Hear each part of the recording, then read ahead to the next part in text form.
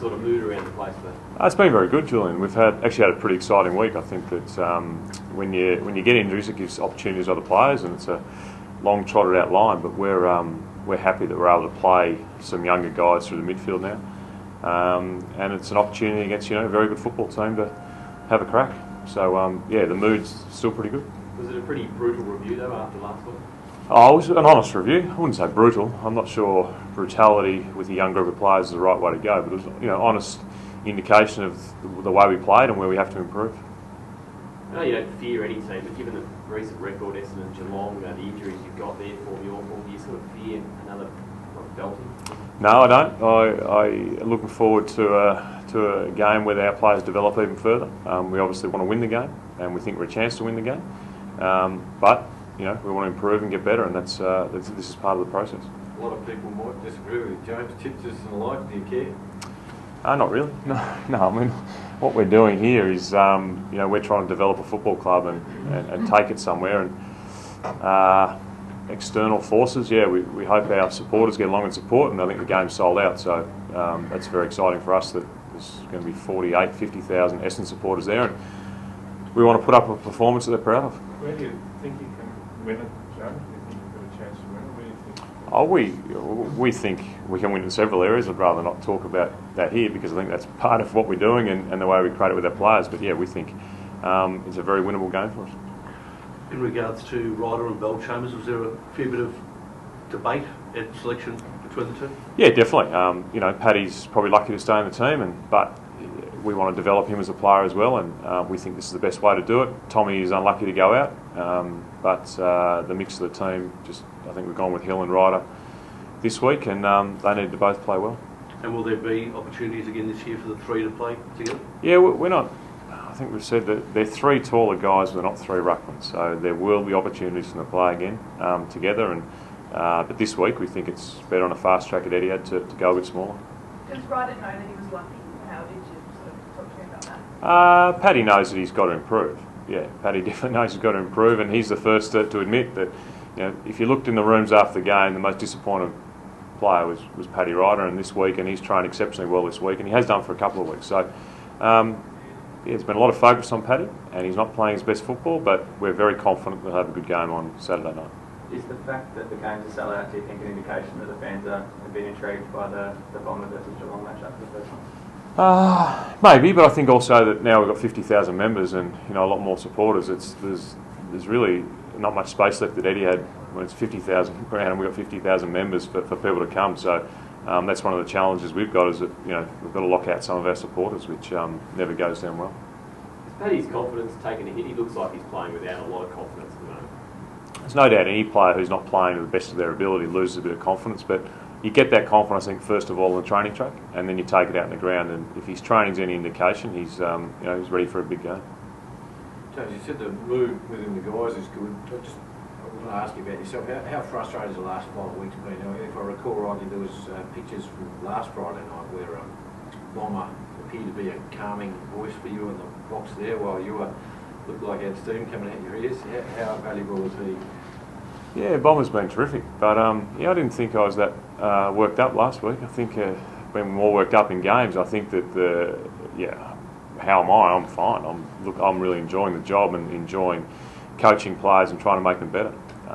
Obviously, when players make mistakes or decisions don't go your way or we don't do what we ask, then you get frustrated. But the mood in this place is very good, and we're disappointed with the last 5 weeks, but we're also realistic about the opportunities we've got ahead of us and what we need to do to become a good team. Are you happy with the rate of development according to your standards, despite the last few weeks? I'm happy with the development of some players at some stages, but there's probably, we can identify, we'd go back through our last 5 games and we'd say there's been a quarter in each of those 5 games and probably a half in the Fremantle game, which has been very disappointing. And for 3 of the 4 quarters in most of those games, we've actually really played some good football and showed some real improvement. Now with a young team, the inconsistency throughout a season, throughout a game, that happens. What we need to do is get that consistency of performance across 4 quarters and across the whole season. So this week we're looking for a pretty constant performance, hopefully a good constant performance across 4 quarters. Have the likes of Bomber and Brendan McCartney been more involved this week, given their insights that they will surely have on Geelong? They're always well and truly involved, so yeah, it hasn't been any different from their involvement. They're fully engaged every week, so they're obviously know Geelong ins and outs, but I think everyone's seen what Geelong has done for so long that they bring insight the personalities of the players, but we sort of know how they play anyway. What do you think the drop-off defensively is down to? I mean, obviously scores against are a lot higher in the last 6 or 7 weeks. Yeah. I think injuries is something. Intensity and desire to defend is another thing. And also the way we've turned the ball over going into our forward line, I think it's hard to defend shallow entries into your forward line. It's easy to defend deep ones. And so a combination of those three areas. James, you said intensity and desire to defend. Obviously, the first half of the season, that was obviously at the forefront of the game, and that was why the press was working so well. That's obviously dropped off in the last 5 or 6 weeks. Why do you think that might be?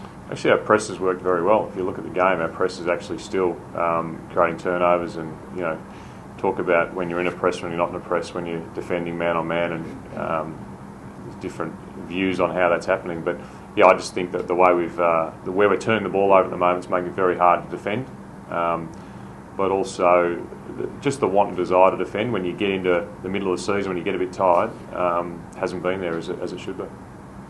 Going back to Paddy Ryder, some people believe his best position is centre half back. Have you thought about playing him back there, or is it more that he needs to play the role that you need him to play? No, we've definitely thought about it, and he might play there this week. You never know. So we'll see. Look, Paddy, there's a lot of intrigue on Paddy at the moment, and Paddy will turn his form around. There's no doubt Paddy's too good a player and too good a person not to turn his form around. Now, whether that's in the ruck, centre half forward or centre half back, we're not really sure where it's going to be, but he will turn his form around. There is no doubt about that. James, John Westfold said the other day about his Eagles team that it took about 2 or 3 years for things to come together, and it has this season. Development and working on the game plan. Is that something that sort of gives you a little bit of confidence that though there might be some peaks and troughs that it'll come through in the end? We know we're very realistic, about where we're at. Very realistic when we started about where the process, how long it's going to take and where we're going to get to. And what we're trying to do is build a team that plays a style of football when we get an opportunity and has the players in it. When we get an opportunity, we're good enough to make the finals, then go further in finals. And that's the type of team we're building, and that takes a long time, and it doesn't happen overnight. And so we're realistic about it. Some people aren't, but we know where we're at, and we know what sort of work we've got to do over the next 2 to 3 years to be a good football team again. Jack Johnson pulled up okay?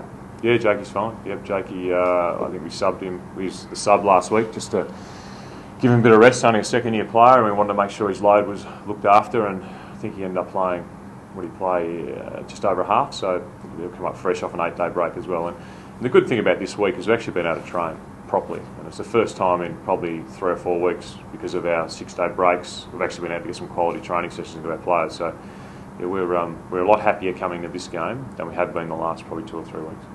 Have you heard any talk amongst your boys as to possible action or boycotts or anything in regards to favours?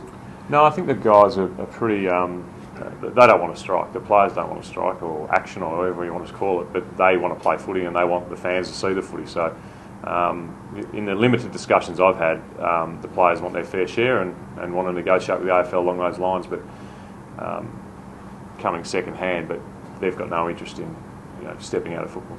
And then in terms of, there was talk about they might cover up, they might choose around to cover up the AFL logos on their jumpers or anything like that. But Andrew pointed out this morning they'd be pretty fine for the clubs if they did that. So yeah, you wouldn't see them doing any of that sort of thing. I haven't had a discussion with players about that. I think they, the players want their fair share and they're keeping it pretty close to what they want. But there's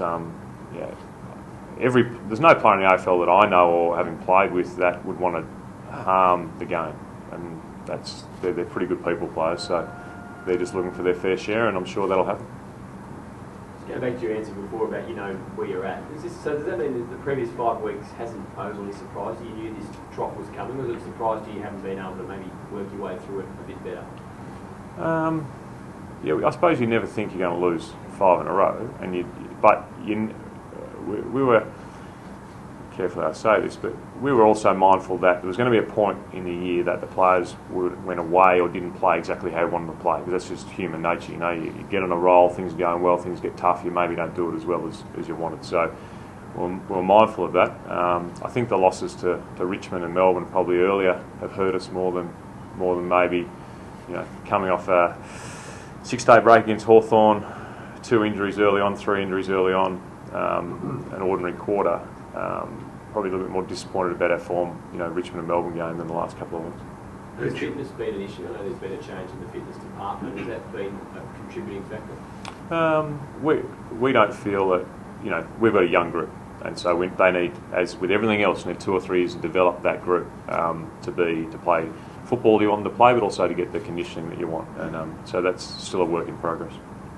You say the Melbourne-Richmond losses hurt you mentally or physically? No, I just think losing games, losing points when we were in reasonably good form then, and particularly the Richmond game, and that bad third quarter cost us 4 points, and that can cost you a little bit of confidence as well.